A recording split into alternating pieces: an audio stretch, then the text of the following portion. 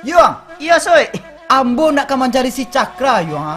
Nyoba utang jo ambo. Kini jatuh temponya, Yuang. Le tahu bu Yuang rumahnya. Oi, kalau begitu, satu tujuan kita tu. Ha, Ambo akan minta utang pula.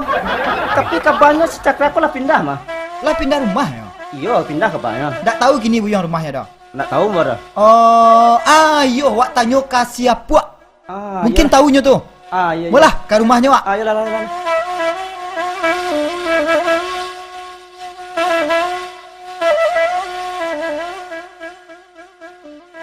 Ai, pu.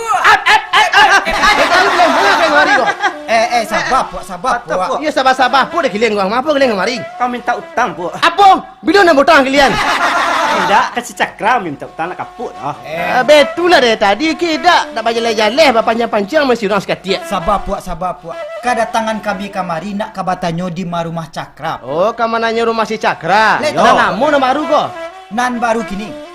Kalau nak baru nak orang, kan awak dari Siko kau Ya. Dari Siko awak lurus ke Mungko dulu. Kamu kau. Ya ke Mungko. Nah, Ya. tiba di Mungko numbako. Ha. Awak belok ke Kida dulu. Lah tiba di Kida. Ya. Di sini ada batang kayu. Aduh, betul. Awak belok ke Suwok balik. Kasuak dah. Kasuak. Lah tiba di Suwok ko, basobok lo je orang menjaga rupuat. Dari Siko beko, awak belok ke Kida lo balik. Kaki Kida dah. Ya. boleh.